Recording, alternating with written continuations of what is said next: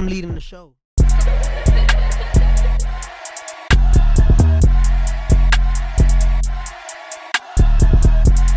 Boom. Perfect. Okay, so boom, brother. Okay, so long boom. time in the making. Yeah, man. Finally making it happen, dude. Yeah, I appreciate you letting me be here. Yeah. So, for context, you are a money man. I wouldn't say that I'm a money man because it's not about the money. I'm a true entrepreneur. I'm an investor. Money man is if you're trying to call yourself a money man, okay? Well, quite frankly, like of course everybody at the end of the day wants to have that money. Everyone wants money. But it's not about that for the investor. It's about the feeling of chasing for me. That's how you're going to get far. If you just continuously chase the money, you'll never have enough. That's it. That's interesting because most people think it's the reverse, right? Like when we think about money models, when we think about how to acquire wealth or how to make money, a lot of people are thinking to themselves, I got to chase the money, not necessarily the passion. Well, that's generally where it starts at. It's going to be the money. I think about when you were a 16-year-old kid. You were what, part-time job, making TJ Maxx. TJ Maxx, $7 an hour. Yeah. If you got a raise to $9, that made you feel great. But if you do that now, 10 years, 20 years later, is that $7 or $8 worth anything? That's not a lot as to an you adult, anymore. no. That's the point that I'm making. There's never enough money for an individual. It doesn't matter if you're the richest person in the world. You're not just going to stop because you have all the money. Right. Now you're chasing further than that. And again, it's going to be, it's that feeling that I want. I love the challenge. the chase. It's the chase. Yeah. And when I succeed in making the money, I see the dollar figure and I'm like, this is great. You know, I love that I did this, but it was that feeling of seeing that sale that I did, or however I the success, got the growth. Success, the growth. That's a great way So to put it. that reminds me, you're like reminding me of freaking like the Wolf of Wall Street. You know what I mean? Because for him, it was they're like, more. They really like the were money. out of They like the control. money. You They know, were out of they control. were money. That would be the guy you would be saying. That's a money man. That's a money man. man. But again, he knows at least there's never enough money. Right. I mean, think about individuals like you have someone like Elon Musk, right? He has all the money in the world. Yeah.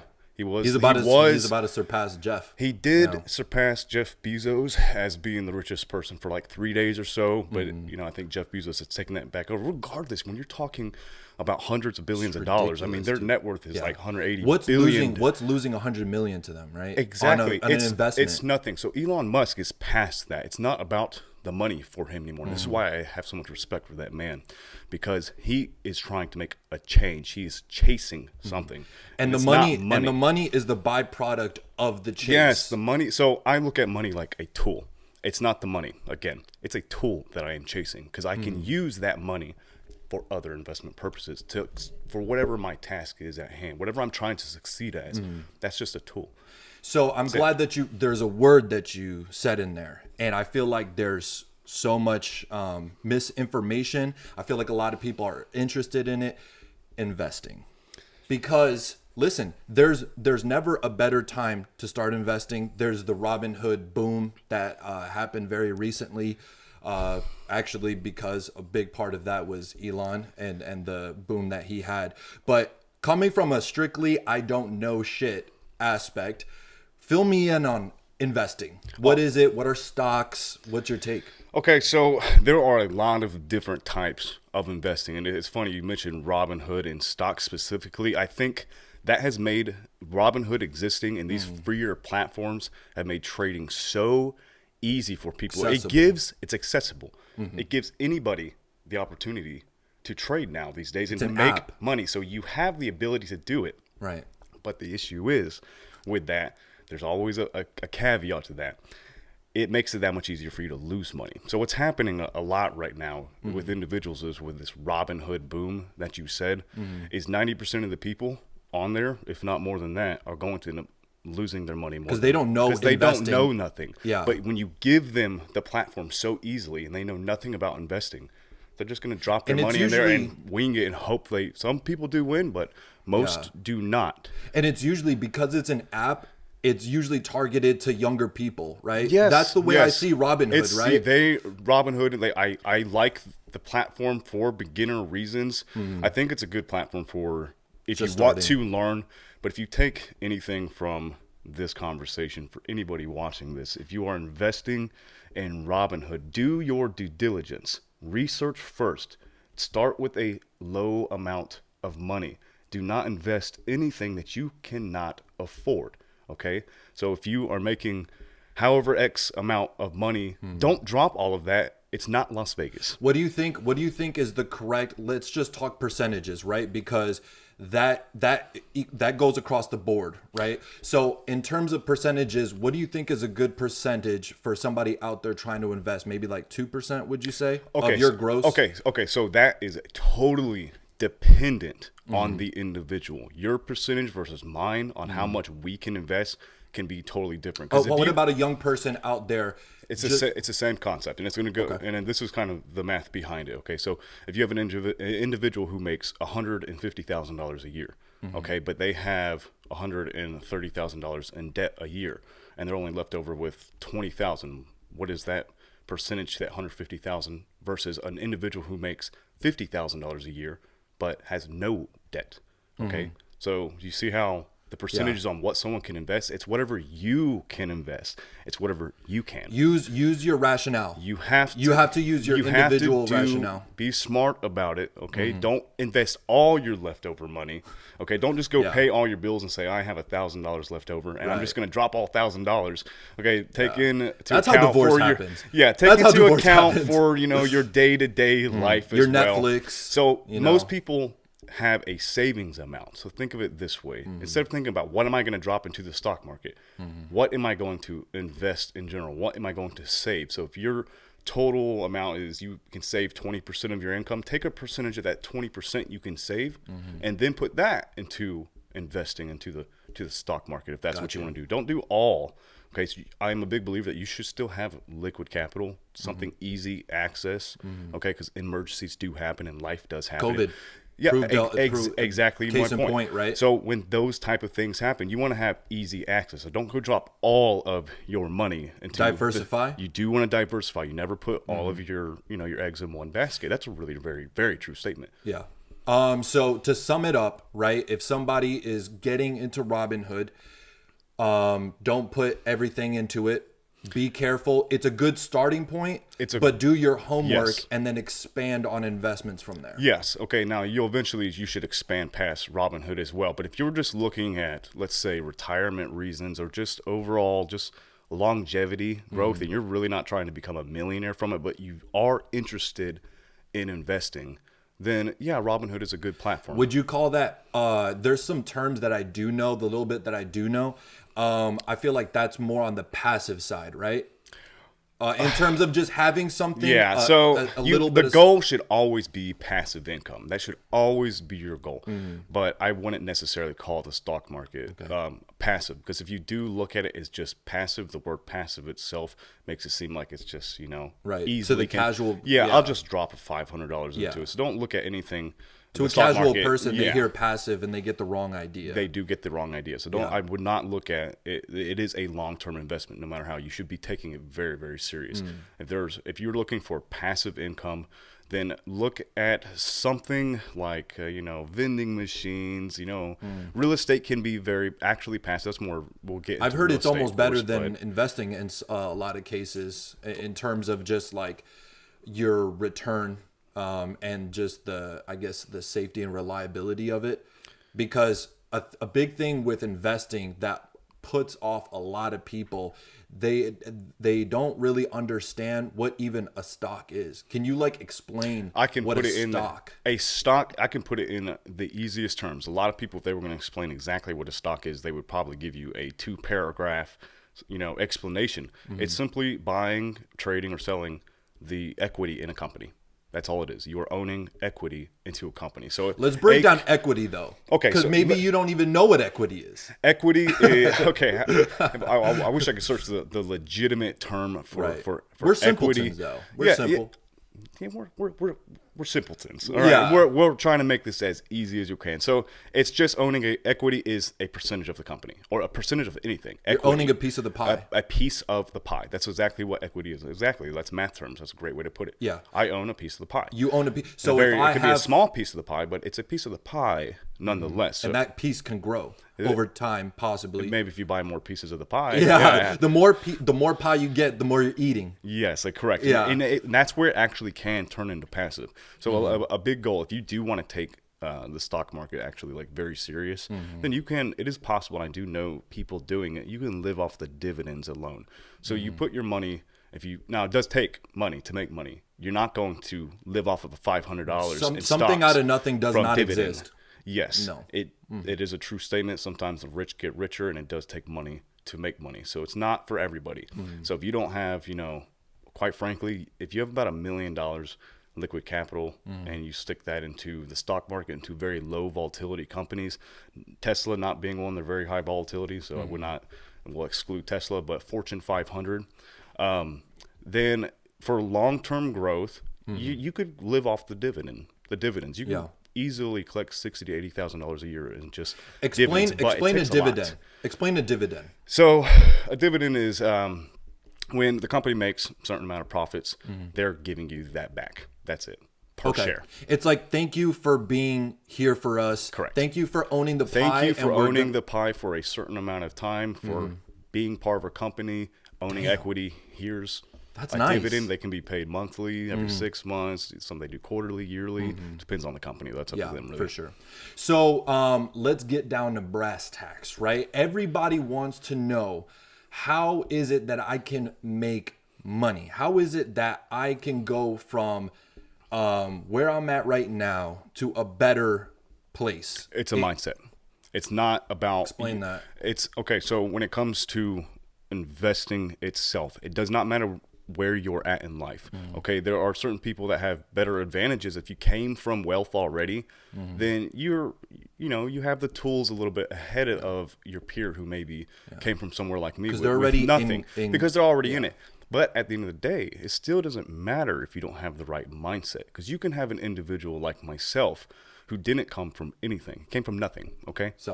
Self-made, but I had the drive, and I had the right mindset, and I had the right goals, and I stuck to those, and then I was able to succeed. But then you have other individuals who do come from money, but they don't have the right mindset. Right. So they end up doing nothing with their lives, even though they came from money, and end up working some lame job anywhere. So even though they had the tools, they didn't use it. So it's not about how can I do it. Right. It's really anybody can. Your levels of success may be different on what you picture success. If you have someone... Don't compare yourself to other stories. If you compare your own success to others' success, you will never feel successful yourself, especially if you're comparing yourself to somebody who's really well off. If you have me versus Jeff Bezos, and I'm trying to compare myself to Jeff Bezos, I can set it as a goal that I want to be like Jeff Bezos, but I'm not going to compare like, I can't believe that I don't have $190 billion. I'm pathetic. So it's a mindset thing. So if you have someone in a third world country, their perspective of success as an investor may be different than mine.